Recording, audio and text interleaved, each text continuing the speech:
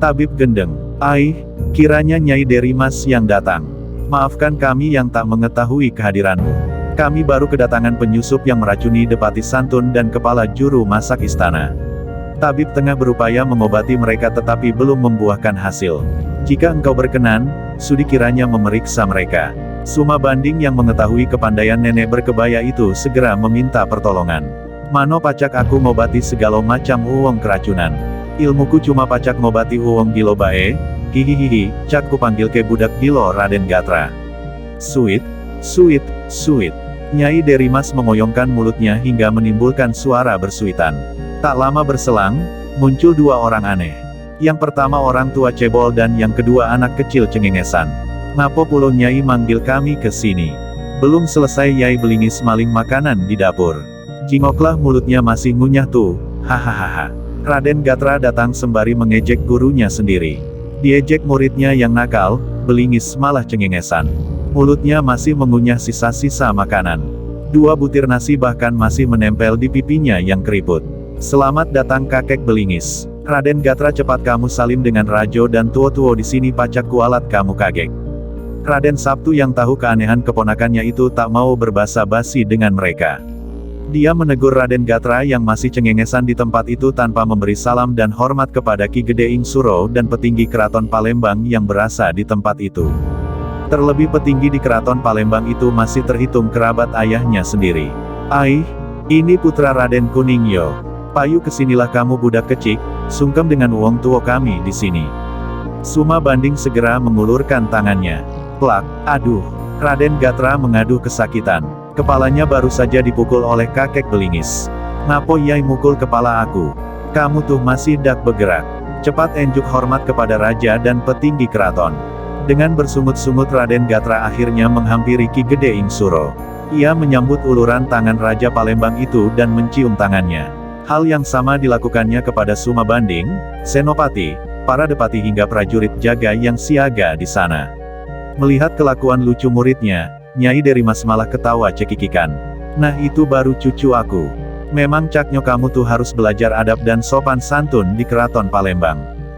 Jangan cakmak ini, liar cak wong hutan, hihihihi. Nyai Derimas terpingkal-pingkal. Dak endak aku Nyai, biarlah aku melok kamu jadi wong hutan bae, ujar Raden Gatra masih bersungut-sungut. Cepatlah kamu periksa yang sakit di dalam. Kalau memang wong itu keracunan, cepat kau sedot racunnya. Kasihan wong itu kalau dak cepat diobati. Seru Belingis. Kali ini suaranya terdengar tegas. Tanpa banyak bicara, Raden Gatra segera masuk ke rumah tabib istana. Anak kecil itu membuka paksa mata Depati Santun. Sepertinya ia berusaha mendeteksi fisiknya untuk menentukan apakah benar orang itu terkena racun. Selanjutnya ia membuka pakaian Depati Santun dan memeriksa tubuhnya. Wong ini memang kena racun. Pastilah racun masuk lewat makanan karena aku dak nemui ado luka di tubuhnya. Raden Gatra segera mengeluarkan sebilah pisau kecil dari balik pakaiannya. Dengan cepat ia melukai lengan bagian kanan Depati Santun. Dari lukanya itu, darah mengucur dan berwarna hitam kental. Racun sudah bercampur dalam aliran darahnya. Aku sudah meminumkan obat kepadanya. Tapi obat itu dak bereaksi dalam tubuhnya, ujar tabib. Raden Gatra hanya manggut-manggut saja. Ia kemudian memasukkan tangan kanan ke dalam ketiaknya. Tangannya menggosok-gosok dan baru berhenti sependi di air. Di tangannya terdapat gulungan daki berwarna hitam. Ambilkan aku segelas air minum. Raden Gatra kemudian mencelupkan tangannya ke dalam gelas air minum itu. Dengan cekatan, ia mengaduk tangannya di dalam gelas sehingga daki dari tubuhnya segera bercampur dengan minuman. Nah, kau minumkanlah air minum ini. Jangan main-main Raden Gatra, seru Suma Banding. Dia tidak main-main paman. Seluruh tubuhnya memang mengandung obat terhadap segala jenis racun. Biarkan ia meminumkan air itu, potong Raden Sabtu. Mendapat pembelaan seperti itu, Raden Gatra semakin percaya diri. Ia meminumkan air bercampur dengan kotoran daki tubuhnya. Dengan cepat, air minum itu segera masuk ke dalam tubuh Depati Santun. Tunggulah sepenanak nasi. Insya Allah wong ini pacak sehat lagi, ujarnya. Raden Gatra selanjutnya mengambil kembali pisau kecil dari balik pakaiannya. Namun kali ini ia tidak melukai lengan Seto Kalian yang saat itu masih dalam keadaan lemas tertotok. Ia menggunakan pisau itu untuk menyayat jarinya sendiri. Ambilkan aku 1 gelas air minum lagi. Dengan bergegas, tabib istana memberikan air minum seperti yang diminta anak kecil aneh itu. Selanjutnya Raden Gatra meneteskan darah yang keluar dari luka di jarinya ke dalam air minum. Dengan cara yang sama, ia mengaduk air minum yang telah ditetesi darahnya hingga rata. Ia kemudian memberikan air minum itu ke mulut Seto kalian hingga tak bersisa. Wong Tuo, apalah dosa kamu ini? Ngapon Yan ado wong yang jahat cak ini dengan kamu? Tunggulah denget bae, insya Allah atas perkenan darinya racun ini segera hilang. Raden Gatra menyelesaikan pengobatannya yang super aneh tersebut. Tanpa ragu, ia menotok beberapa bagian dari tubuh juru masak istana itu, hingga ia terlepas dari totokan. Meski sudah terbebas, Seto kalian hanya berdiam diri saja. Ia tidak mengamuk seperti sebelumnya. Matanya yang menyorot ganjil perlahan-lahan berangsur membaik. Nah, tugasku sudah selesai yang mulia. Boleh dak aku dengan Yai Belingis makan lagi di dapur istana? Jangan kamu yang ke dapur, anakku. Biar abdi dalam keraton bae yang bawa makanan ke regol tamu. Ayo prajurit kalian antar tamu-tamu kita ini dan siapkan makanan yang enak-enak. Kami sebentar lagi akan menyusul, jawab Ki Gede Ing Suro. Guru dan murid aneh itu berjalan mengekor di belakang prajurit jaga. Sebentar saja tubuh mereka telah menghilang dari pandangan.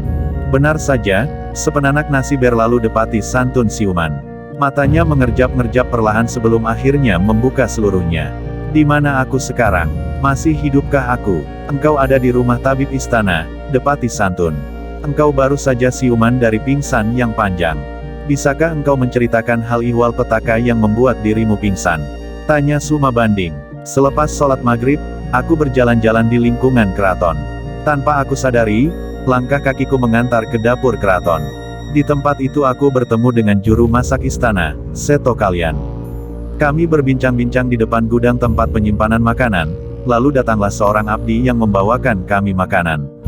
Tanpa curiga aku melahap makanan itu. Setelah itu aku tak tahu apa-apa lagi, jelas depati santun. Obrolan mereka terhenti karena Seto kalian akhirnya sadar dari lamunannya. Apa yang terjadi kepadaku? Seto kalian bertanya seperti orang linglung. Kalian berdua diracuni orang. Coba engkau ceritakan peristiwa terakhir sebelum dirimu linglung, tukas Suma Banding.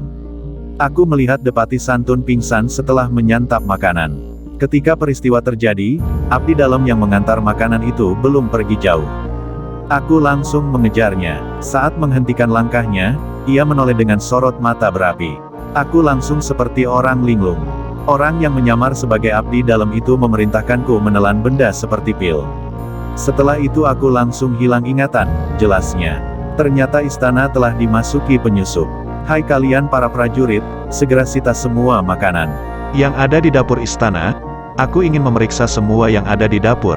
Suma Banding dan beberapa prajurit serta Ki Gede Ing Suro bergegas menuju dapur istana. Langkah mereka terhenti di depan gudang penyimpanan bahan makanan. Di tempat itu telah menghadang 5 orang bercadar. Hahaha, tak kusangka ternyata tugas kita jadi semudah ini. Raja Palembang datang sendiri ke sini mengantar kepalanya, seru orang bercadar.